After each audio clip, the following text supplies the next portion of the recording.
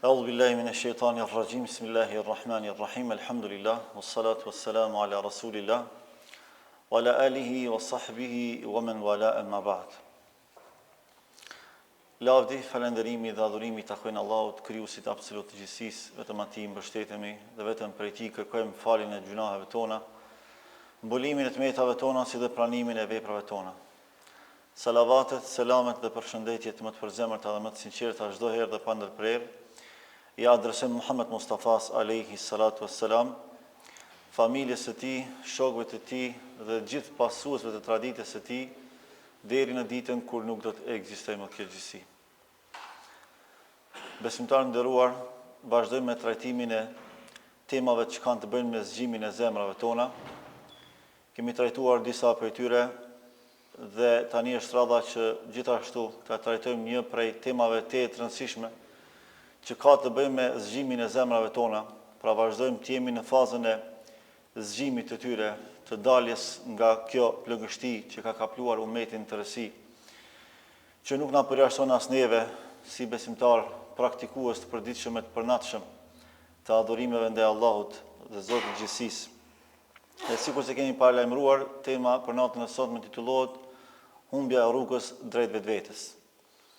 Njeriu mund ta humb rrugën kudo që të jetë, por çfarë do humbje që mund të ketë në raport me atë orientim, ato mbeten pasoja të përkohshme dhe jo edhe as thella. Por kur njeriu e humb rrugën drejt vetes tij, kjo është humbja më e madhe. Pra ndodh që njeriu të jetojë me vetveten, por të mos e njohë atë.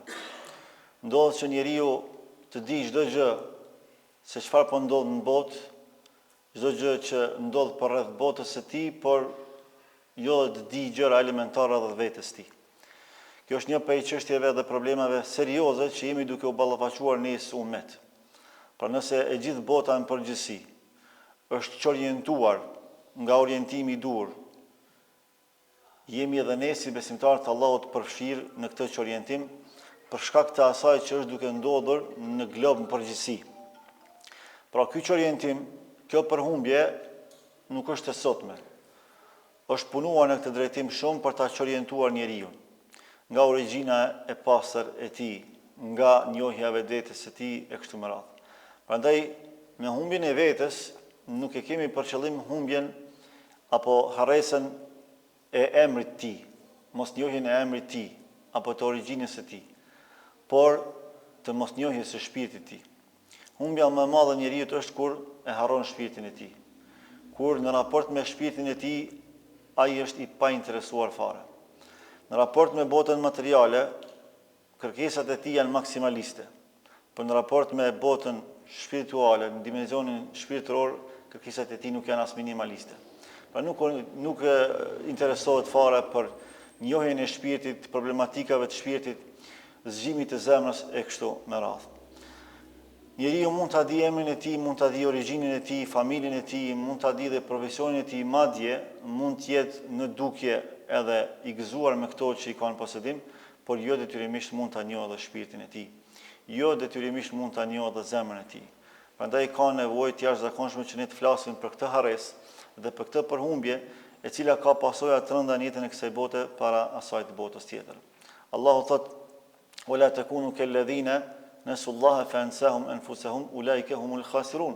Kurse si mos u bëni sikurse ata që e harruan Allahun e pastaj për rrjedhoi dhe për pasojë ata e harruan veten e tyre. Pra Allahu nuk po thot vetëm që e kanë harruar Allahun dhe e kanë humbur Allahun, por e kanë humbur edhe veten e tyre. Nga se nëse njeriu nuk e zgjon humbja e krijuesit të tij, duhet ta zgjojë humbja e vetes tij. Sepse çdo gjë që njeriu vepron në jetën e kësaj bote e bën për veten e tij, për të mirën e tij, për qëllimin e tij, ose s'pakun mendon se e bën për një gjë të tillë. Pastaj janë shkaqet dhe veprimet ato që realisht dëshmojnë para të se është duke punuar në të mirën e tij apo në të keqen e tij. Pra Allahu subhanahu wa taala përmes këtij ajeti i thot njeriu që ti që je në kërkim të përmirësimit vetes, ti që je në kërkim të zhvillimit vetvetes tënde, a ke harruar që harrimi i Allahut do të thotë harrimi i vetvetes? A ke harruar që largimi nga Allahu është largim nga vetvetja? A ke harruar që prishja e orientimit tënd drejt krijuesit është prishje e orientimit drejt vetes tënde? gjë që dhe është duke ndodhur praktikisht në jetën e përditshme. Ne jemi dëshmitar të asaj se njeriu është në gjendje që gjithë jetën e tij ta orientoj për interese të tjerëve, por jo dhe vetes tij. Është në gjendje që t'i ndërmarrë gjitha shkaqet e nevojshme për të digzuar njerëzit, për t'ju pëlqyer të tjerëve, por jo edhe Allahu subhanahu wa taala. Pra brenga e tij kryesore është si më shohin njerëzit dhe jo si më sheh Allahu. Brenga e tyre kryesore është se si të dalë sa më i pashëm para njerëzve dhe jo para Allahut. Se si të jem më i dashur i njerëzve dhe jo më i dashur i Allahut. Ndërkaq ne para së gjithash duhet të synojmë që të jemi më të dashurit të Allahut, më të pashmit para Allahut subhanahu wa taala, më të ngriturit, më të përndriturit dhe më të formuarit në karakter para çdo gjëje tjetër. Allahu subhanahu wa taala gjithashtu na tregon se ajo që njeriu e përhumb më shumti është edhe mos angazhimi me shpirtin e tij, ose dhënia përparësi të trupit para shpirtit të tij. Pra kur robi i jep përparësi lëndorës para frymorës, ndërkaq ajo që realisht i jep edhe ekzistencë dhe gjallëri, edhe mbarvajtje jetësore është pikërisht dimensioni shpirtëror. Ekzistenca e shpirtit i mundson jetë trupit dhe jo ana sjellës. Sepse trupin e kemi uniform për shpirtin para se jetojmë jetën e kësaj bote. Në momentin kur shpirti ynë duhet të ndrojë destinacion, do të kalojë nga kjo botë në botën e përtejme, atëherë më trupi ynë aktual bëhet i pavlefshëm. Prandaj Zoti ka urdhëruar që të tretet në dhej ashtu siç është krijuar prej dheut. Por këtij shpirti do t'i duhet një modifikim tjetër për një dimension tjetër, që është jeta e përtejme. Por ajo që nuk ndron asnjëherë, dhe ajo që merr me vete të gjitha përgjegjësitë dhe veprimet e akumuluara për aq sa ne jetojmë jetën e kësaj bote është shpirti. Ai që do të merret në llogari është shpirti. Prandaj përparësi para çdo gjëje tjetër ka shpirti. Pyetja që vazhdimisht duhet më e bëna dhe më parashtu vetes është si është zemra jonë në raport me njohjen e vetes. Si jemi ne në raport me problemet shpirtërore, si jemi ne në raport me relacionin tonë me Allahun subhanahu wa taala. A jemi duke i ndërmarrë shkaqet maksimale të afrimit me Zotin e gjithësisë? A jemi duke i dhënë përparësi krijuesit para krijesave? Apo është duke ndodhur krejtësisht e kundërta? Njeriu mund të jetë i suksesshëm, por edhe i humbur. I suksesshëm në botën materiale, në dimensionin material. Mund të jetë i suksesshëm në karrierë, mund të jetë i suksesshëm në punë, mund të jetë i suksesshëm me familje, pra të ketë një familje të arsimuar. Mund të jetë i suksesshëm edhe në çdo gjë që ai e vepron e që ka të bëjë me dimensionin material, por jo detyrimisht mund të jetë i suksesshëm edhe në çështje shpirtërore. Prandaj hasim në njerëz të cilët i kanë të gjitha, kanë familje, kanë pasuri, kanë bukuri, nuk ju mungon asgjë sa i përket dimensionit material, por nuk kanë qetësi, nuk kanë rehati, nuk kanë lumturi. Kjo ndodh për shkak se ata kanë humbur rrugën drejt vetes tyre. Ndonse origjina dhe piknisja e vetëdijsimit duhet fillojë nga vetja jonë, po ndodh krejtësisht e kundërta. Ne dëshirojmë që të vetëdijsohemi duke i parë të tjerët, çdo herë duke bërë krahasime. Se si është filani, si është filania. Filan familja ka arrit shumë. Dhe e harrojmë krejtësisht veten tonë. Ndërkaq piknisja e veprimeve tona edhe e zhvillimeve tona duhet të jetë vetja jonë. Wa fi anfusikum afala tubsirun. Në veten tuaj a nuk po e shihni? Një prej kuptimeve të ajetit është se ju duhet filloni fillimisht nga vetet tuaja. Pra nga ju fillon ndryshimi. Nga ju fillon zhvillimi, jo nga të tjerët. Ajo që ne shohim duhet na shërbejë vetëm si një shembull për avancim në drejtim të zhvillimit të shpirtit tonë para së gjithash. Dhe nëse lejohet lakmia dhe zilia në diçka është në adhurim, është në devotshmëri, dhe jo në çështje materiale. Në çështje materiale, në raport me çështjet materiale, ne duhet të jemi shumë të qetë në shpirt, sepse ne e dimë që rrezikun e ka përcaktuar Allahu subhanahu wa taala dhe kjo është mirësia më e madhe me cilën Zoti na ka nderuar. Sepse do të ishte një katastrofë e madhe sikur rreziku të ishte në dorën e njeriu. Njeriu po të kishte mundësi edhe ajrin do ta privatizonte. Por ja që Allahu i madhërisëm i gjithdijshëm i absolut e di që njeriu është aq i dobët dhe aq kriminal nëse largohet nga Allahu, sa që edhe gjërat elementare diti privatizoj. Dëshiron që gjithë botën ta ketë në grushtin e tij. Allahu nuk lejon një gjë të tillë. Prandaj ai na ka urdhëruar që ne me lëviz sipërfaqen e tokës, me kërku rrezikun, por atë na garanton vetëm Allahu. Para së gjithash, furnizimi më i mirë, më i nevojshëm, rreziku më i nevojshëm për secilin prej nesh është risku i shpirtit, dhe kjo fillon nga njohja e vetes. Njeriu ka nevojë me njoh veten, sidomos në këtë kohë. Në këtë kohë sfidash, sprovash, të lashësh, ne jemi duke harruar veten, ose jemi duke u marrur formalisht me vetët tona, jo përmbajtësisht. Prandaj, sot hasim edhe në besimtarë cilët nuk janë qetë, ndonë se falen, agjerojnë, japin zekat, por nuk kanë qetësi. Nuk kanë qetësi në vetvete, nuk kanë rehatin familje. Dhe ne si hoxhallar që kemi të bëjmë me popull dhe trajtojmë palë të ndryshme, probleme të panumërta të shoqërisë ku ne jetojmë, vrejmë që kemi shumë për besimtarve, për familjeve besimtarve që kanë probleme qesharake. Ka të atill që ndahen për çështje banale. Pse ndodhin këto? Për shkak se nuk janë duke u marrë me veten e tyre.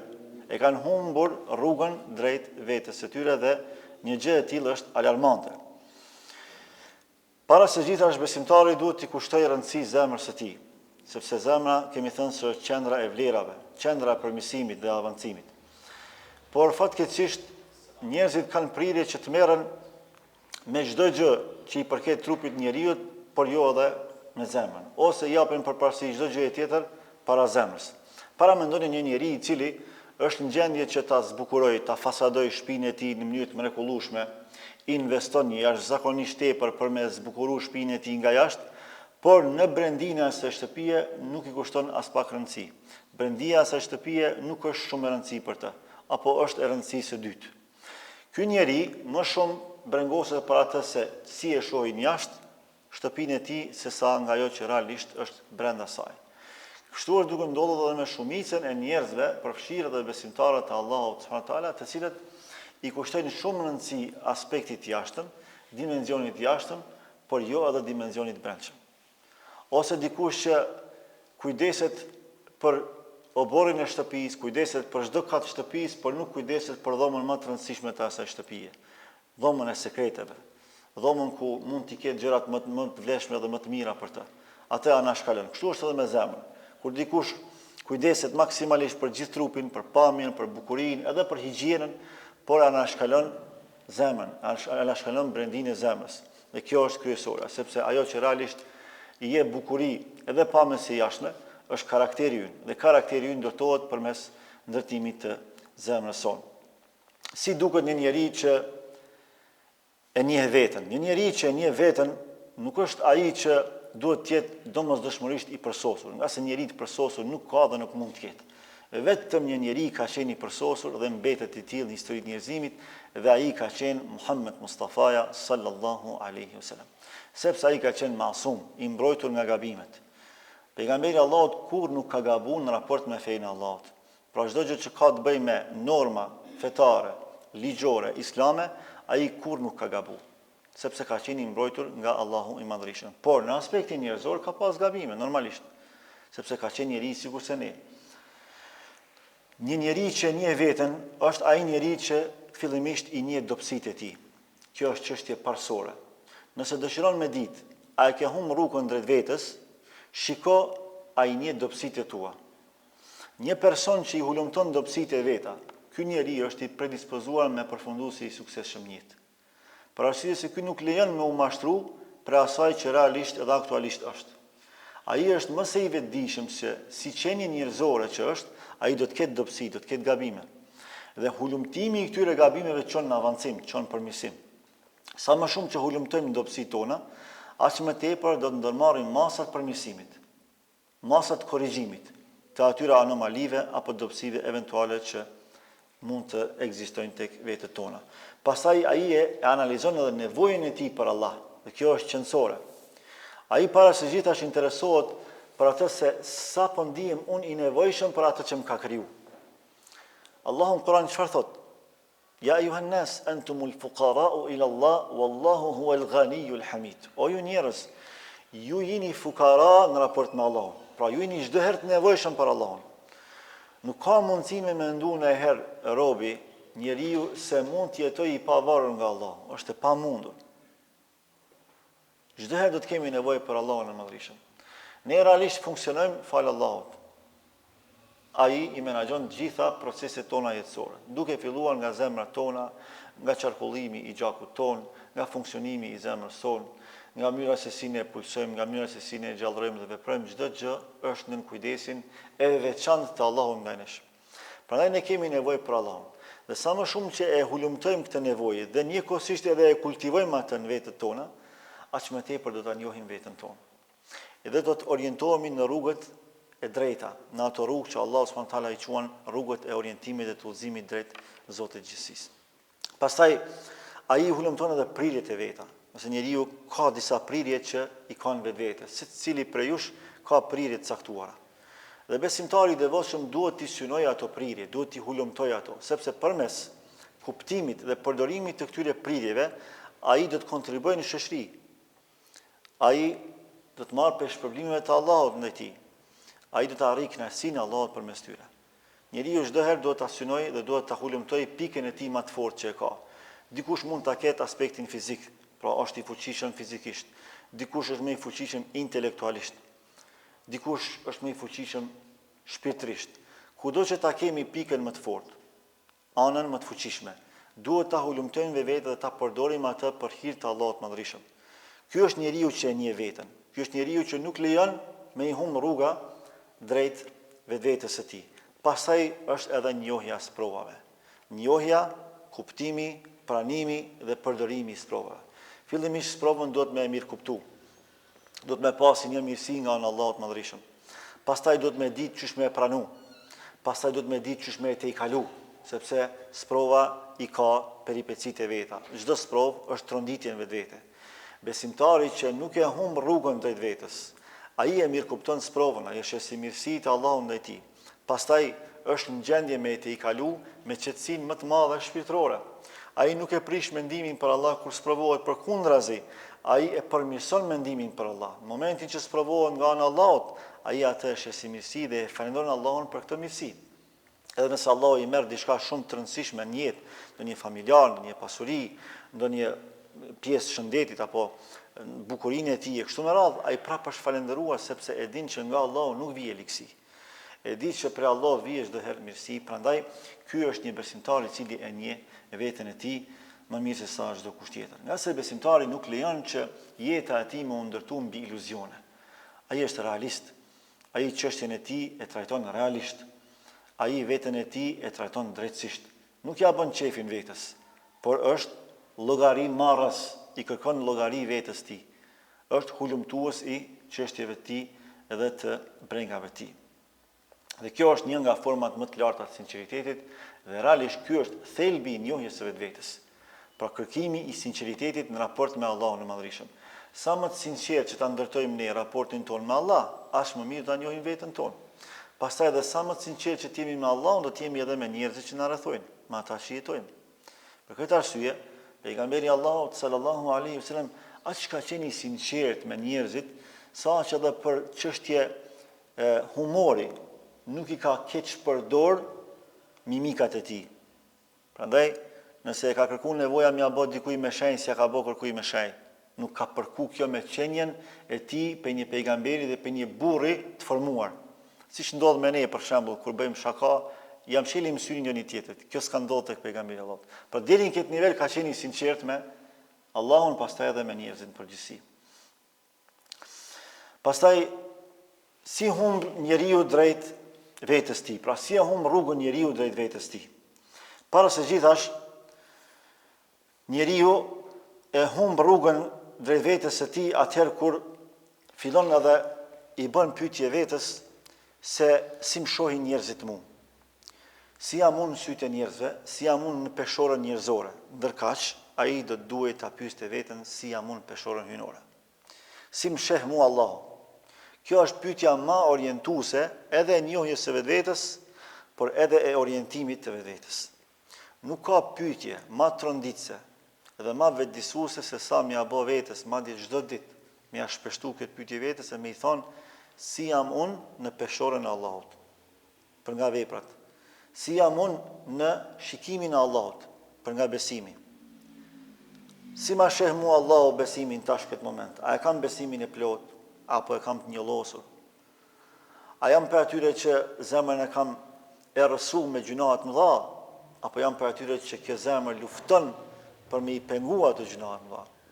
A jam për atyre që vazhdimisht mundohem që ta përmirësoj veten, ta avancoj veten, të ngritem në devotshmëri, apo jam ndërzuar dhe jam plagështuar përballë harameve, përballë kënaqësive mashtruese të jetës kësaj bote. Si jam unë në këtë drejtim? Kjo është pyetja më e mirë që orienton njeriu, edhe që e bën me njoh veten. Por problemi është se shumë njerëz kanë frikë me apo vetes këtë pyetje. Dhe ky është një prej mashtrimeve djallëzore.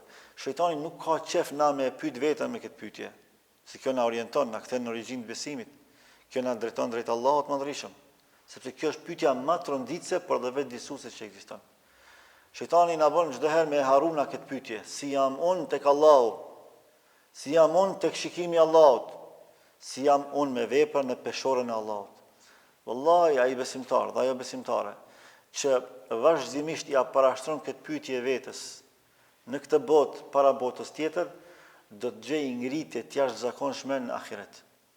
Sepse kjo është pyetje që vetëdijson. Një besimtar që çdo ditë jeton me ndjesinë e kontrollit të Allahut ndaj tij, me frikën e dështimit në jetë, e korisë para Allahut Madhërisëm, por në anën tjetër edhe me vetdijen dhe ndjesinë e shpresës në mëshirën e Allahut, ky njeri do të jetë i ruajtur. Ky njeri do të jetë jashtëzakonisht i vetëdijshëm, i kujdesshëm në çdo fjalë dhe çdo vepër që ai e vepron. Prandaj ne sot mahnitemi me atë se si sahabët e nderuar kanë arritur që ta ngrisin vetdijen e tyre në majat më të larta të formimit dhe të edukatës. Ata kanë qenë njerëz sikur se ne, por ata janë rritur me këto pyetje. Ata nuk e kanë pas breng as të lashë se si i shohin njerëzit, se çfarë janë, si duken sytë e njerëzve, por si janë tek Allahu. Atyre nuk ju ka bërë përshtypje peshorja njerëzore, se ai lavdëron dikush apo i shon dikush, absolutisht jo. Ata çdo herë e kanë pas në vetdijen e tyre peshorën hynore, mizanin e Allahut Madhërisëm, si do të jem unë në peshorën e Allahut nesër. Prandaj ata nuk janë ndiku as nga lavdatat e dikujt, e as nga ofendimet e dikujt tjetër, sepse as do atrokitet e lavdatat e njerëzve nuk na çojnë në xhenet, por as ofendimet edhe qortimet e të tjerëve nuk na çojnë zjarr xhenemit. Jemi ne ata përmes veprimeve tona që ja përcaktojmë edhe të ardhmen dhe përfundimin vetëve tona. Nuk janë njerëzit.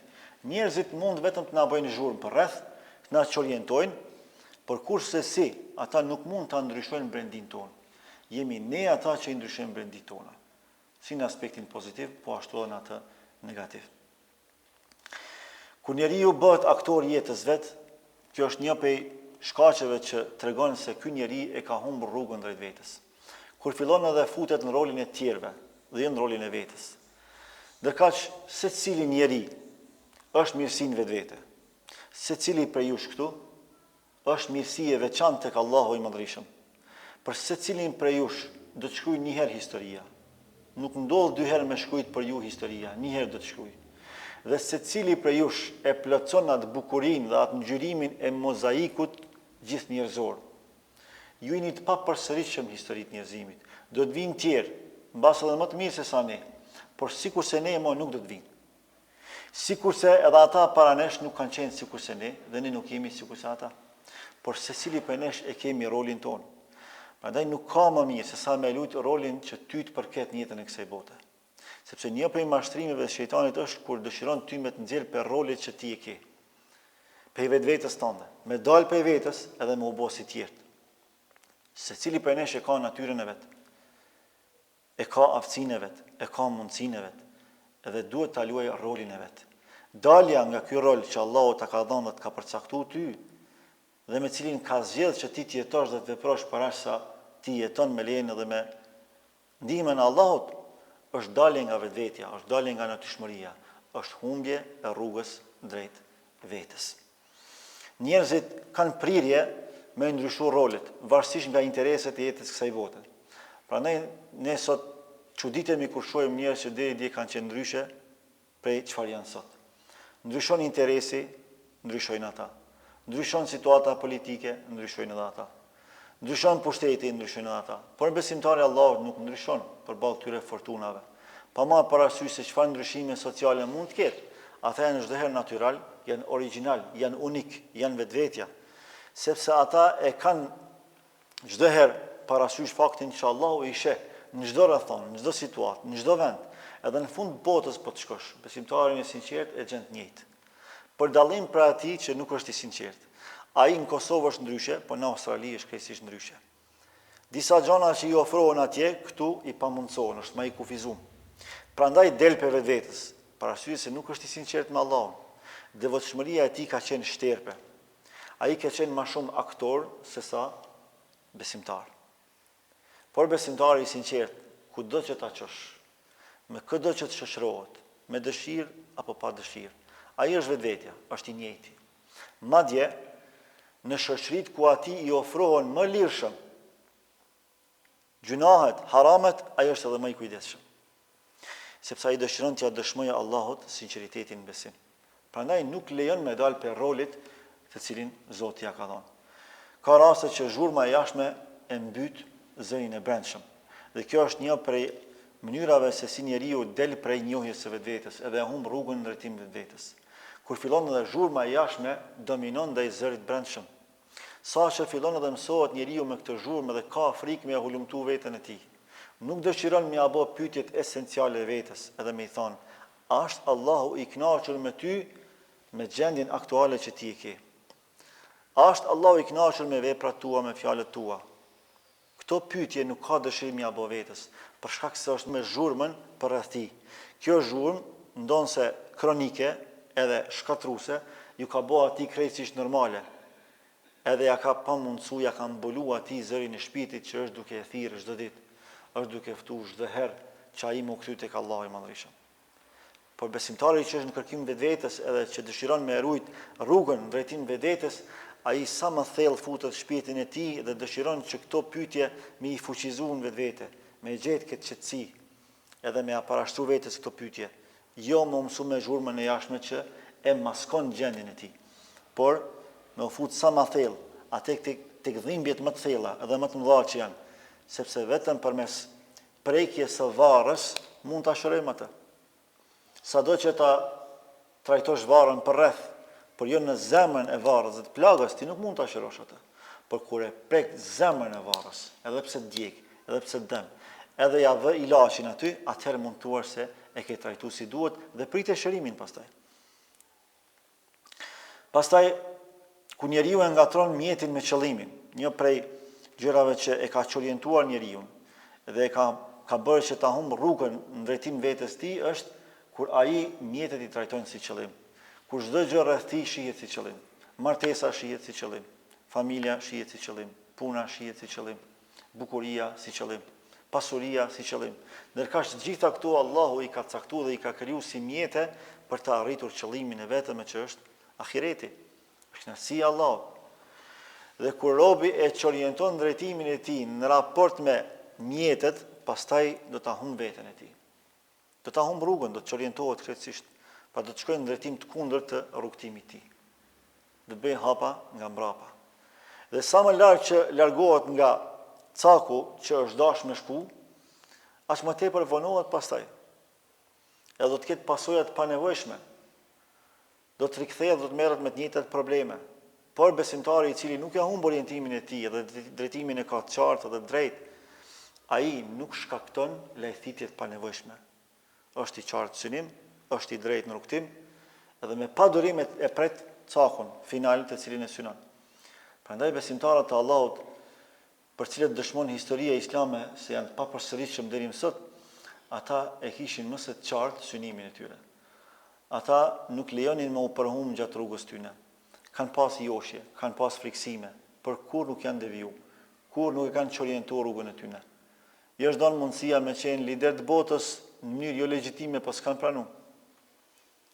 Janë mundu me i friksu, janë mundu me i shantazhu, e besa dhe i kanë persekutu, por nuk janë friksu as pak. Çdo herë kanë qenë të vëmendshëm në rrugtimin e tyre drejt Allahut subhanahu wa taala. Pastaj, pe gjërave që duhet me pas parasysh është edhe se ekzistojnë disa shenja që dëshmojnë për atë se si njeriu largohet nga vetja e tij edhe nuk i kushton rëndësi çështjes së tij edhe humb rrugën drejt vetes tij. Fillimisht është bëshllëku që e ndjen, zbrastia që e ndjen vetvete. Sa më të zbrazur që jemi brenda vetes, aq më larg vetes jemi. Pra, ne mund të jetojmë me veten, mund të hamë me veten, mund të lexojmë me veten, mund të punojmë me veten, por nuk jemi duke jetuar me veten tonë. Pra, shpirtërisht ne nuk jemi duke jetuar me veten. Çdo kush është duke jetuar me ne, po ne jemi duke jetuar me veten.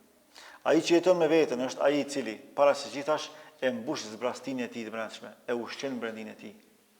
Ai mundohet që shpirtin e tij me e lumturu para syrit, para veshit, para dorës, para këmbës. Sepse realisht ajo që i dirigjon dhe i orienton gjymtyrët tona është shpirti ynë. Prandaj njeriu mund të sprovohet me humbje të ndonjë gjymtyre, por jo edhe me paksim të lumturisë në jetën e tij.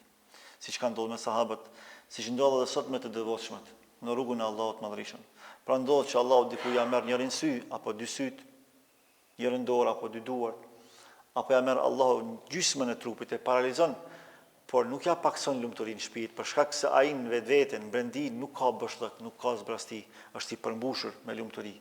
Dhe e di që çdo gjë që Allah mund t'ja marr, mund t'ja paksoj për shëndetin e tij, për karrierës së tij, për familjes së tij, Allahu ja kompenzon shumë fish. Pra kjo humbje është e përkohshme. Ai nuk dëshiron me humb plotninë e tij të brendshme, lumturinë e tij shpirtërore, sepse kjo është e pakompenzueshme. Pastaj shenja e dytë është se nuk gjen kënaqësinë ato që dikur e ka ushqyer shpirtin me të. Diçka që deri dje ka mujt me qenë pe ushqimeve kryesore të shpirtit të tij, sot nuk e ndjen si të tillë. Qoftë edhe me adhurime ndaj Allahut të Madhërisht. Pra nëse një njeri kalon përmes një procesi të ndryshimit, nga një person i cili është kënaqur me adhurime, në një person që tashmë nuk po kënaqet me adhurime, ose pjesërisht me ndonjë adhurim të caktuar. Për shembull, nëse deri dje e ka gjetë qetësinë me namaz, sot nuk po e gjen qetësinë me namaz. Nëse deri dje e ka gjetë qetësinë me lexim të Kuranit, sot nuk po e gjen një gjë të tillë. Nëse deri dje e ka gjetë qetësinë shpirtërore duke u ulë dhe duke qëndruar me babën me nan, duke shikuar në fytyrat e tyre fisnike, dhe sot nuk po e ndjen një gjë të tillë, është shenjë që je duke humb rrugën drejt vetes. Është shenjë që je çorientuar për rrugës së vërtetë. Prandaj duhet me marr masa të menjëhershme. Pastaj për shenjave të radhës është ajo se nuk ka guxim edhe nuk ka mundësi me i gjetë vetes kohë me qëndru me veten, i vetmuar. Fillon dhe vetmia i bëhet krejtësisht e padëshiruar, e urrejtur. Në kaq besimtari e ka për detyrë që një periudhë caktuar kohore ta ketë me vetveten, të ndalet, ta dëgjojë atë zhurmën e brendshme, të lashet e brendshme, të komunikojë me veten e tij, të meditojë rreth vetes tij, të ndalet, ta qortojë veten e tij. E madje shpirtin qortues Allahu e vlerëson aq lart sa që betohet për të. Wala uqsimu bin nafsil lawama. Allahu thot, betohem në shpirtin qortues, sepse shpirti qortues është shpirt vetëdijsues. Një shpirt që vazhdimisht e qorton pronarin e saj dhe i thot kujdes se çka je duke bë. Kujdes se ku je duke shku. Kjo është mirësi e madhe. Ky shpirt duhet më urujt, sepse mund të ndodhë që pastaj kalon në fazën e ngurtësimit, që më nuk i bën përshtypje dhe s'ka kush që e qorton, as shpirti vetë më nuk e qorton. Përkundrazi e motivon me vazhduar në haram dhe në gjunahe. Prandaj Allahu betohet në shpirtin qortues, sepse faza e qortimit shpirtëror çon në fazën e kënaqësisë shpirtërore, an-nafsul mutma'inna. Shpirti i qetë, shpirti i kënaqur, të cilit do t'i thuhet ditën e gjykimit, hyn në xhenetin e Allahut të Madhërisht. Pra përmes vetë qortimit, i cili arrihet gjatë periudhave ku ne i caktojmë vetes kohë vetmuese mes nesh dhe mes Allahut, edhe e qortojmë veten tonë, e analizojmë veten tonë, aty ku shohim mirësinë vetet tona, e falenderojmë Allahun për ato mirësi, aty ku shohim mangësi, aty ndërmarrim masat me njëhershme të përmirësimit dhe kërkojmë për Allahut ndihmë, me na ndihmu Allahu subhanahu wa taala në mënyrë që me bë brendin tonë dhe privatësinë tonë më të mirë, më të bukur se sa jashtësinë tonë. Pastaj humbja e drejtimit pa humbur aktivitetin. Ndodh që njeriu nuk e humb aktivitetin, por e humb drejtimin. Sikurse puna e disa busullave. Keni pa disa busulla tash edhe me aplikacionet të telefonit. Ajo gjilpana i lëviz, por drejtimin e ka humb. Ka njerëz që aktivitetin e tij jetësor nuk e humb, është i njëjti, nuk nalet të punu. Sidomos evropianët, ai keni pa. Gjithë jetën e kanë punë, aktivitet maksimal. Por ai ka humbur orientimin, e ka humbur drejtimin. Pse? Ai ka harruar që ka jeta dhe disa përgjegjësi tjera. Ai vetëm e sheh familjen, e sheh pasunin, por nuk e sheh Allahun, nuk e sheh Krijuesin. Ai e merr llogari çdo punëtor për pasuninë e tij, për punën e tij, për kompaninë e tij, por nuk e merr në llogari veten se si ka me i dalë krijuesit ti. Këto pasuni që ja ka dhënë Allahu, cilën ky e gëzon, e menaxhon, pasurohet prej saj, nuk e sheh si pasuri që do t'i jap llogari për të. Por pasurinë e tij lyp llogari. Për pasurinë e tij çdo punëtori lyp llogari. Prandaj, para së gjithash ne duhet të jemi drejt me Allahun dhe çdo mirësi që Allahu na ka dhënë, na duhet me qenë falënderues për të. Pra, krahas mos humbjes së aktivitetit, duhet edhe mos me humb orientimin. Këto të dyja duhet me shtektu paralel. Pastaj humbja e habis dhe reflektimit. Ku i fillon njeriu edhe mësohet me aspektin material të jetës kësaj bote, e humb atë mahnitjen që ka mujt me pas deri dje, me disa mirësi që Allah ja ka dhënë, edhe e harron reflektimin. Pra çdo gjë bëhet normale, e zakonshme.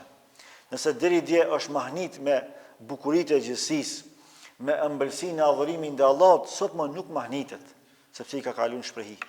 Dhe nuk mediton fare dhe këtyre mirësive. Ndërkaq ne jemi thirrur nga Allahu që të meditojmë për këto mirësi dhe të jemi sa më falëndëruar sepse kjo e forcon imanin. Inna fi khalqi s-samawati wal ardi wa ikhtilafi al-layli wan nahari la ayatin li ulil albab. Allahu kë e quan si të mençur. Kush janë ata që i quajnë zotët e mendjes apo mendarët? Ata të cilët e reflektojnë, ata të cilët meditojnë mbi mirësitë e Allahut. Inna fi khalqi s-samawati wal ard, në krijimin e qiellit dhe tokës. Wa ikhtilafi al-layli wan nahar, dhe në ndryshimin e natës dhe ditës. La ayat, ka argumente të qarta për mendarët, për ata që logjikojnë shëndetshëm, për ata që ruajnë shëndetshmërinë e tyre logjike. Pastaj edhe kur i sheh këto mirësi, kur reflekton mbi to, mënyra se si funksionon qielli pa shtylla, mënyra se si qëndron toka, malet mbi të, mënyra se si mes qiellit dhe tokës Allahu ka krijuar çdo mirësi për ne.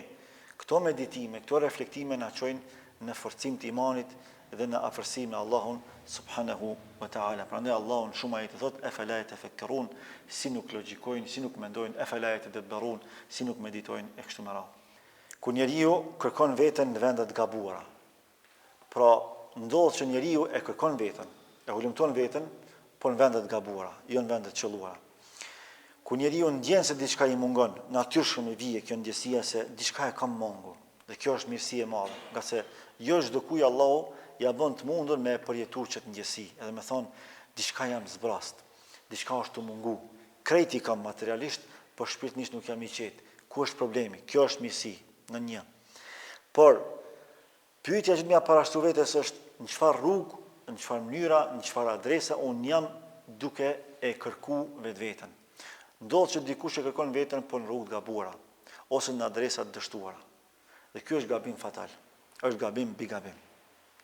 Por një besimtar i cili e kërkon veten në rrugë të qelluara, në rrugët që Allahu subhanahu wa taala i ka përcaktuar për me kërku veten, ky besimtar do ta njohë veten, do ta rikthej veten, do ta rigjej veten, siç edhe ka ndodhur dhe ndodh me shumë besimtarë të devotshëm të Allahut subhanahu wa taala.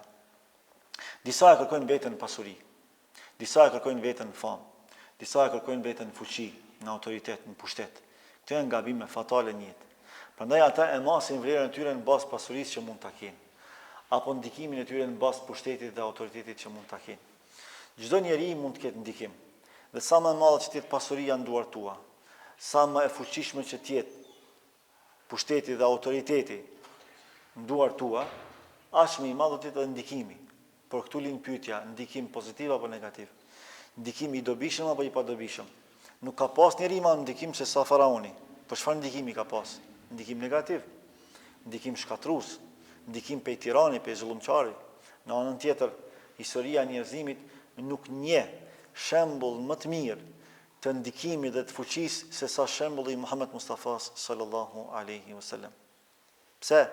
Ai nuk e ka kërkuar vetveten në pasuri, as në pushtet, as në autoritet, as në qefe me gratë, as në asgjë tjetër përpos në kënaqësinë e Allahut Madhërisht. Prandaj atij është dhënë mundësia me qenë lideri i arabëve, i është dhënë mundësia me zgjedh prej vajzave më të bukura arabe, i është dhënë mundësia me i grumbullu këtë pasuninë më të majme të arabëve, edhe i ka refuzuar krejt. Pse? Që nuk ka qenë ajo që e ka kërkuar dhe e ka synuar. Pra ai nuk e ka kërkuar veten në mjete, nuk e ka kërkuar veten në pasuri, as në famë, as në fuqi, por e ka kërkuar në devotshmëri. Prandaj është po ai burr i cili xhenetin e ka pas garantum, por natën e ka ndriçuar me namaz. Xhenetin e ka pas garantum, po ditën e ka zbukuruar me agjerim.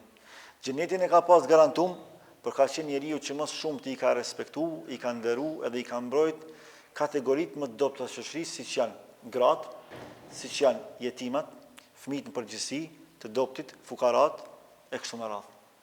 Sepse ai e ka njohur veten, e ka kërkuar veten në rrugët e mira, në rrugët fisnike, në rrugët e Allahut subhanahu wa taala. Ka sa i përket edhe kësaj teme.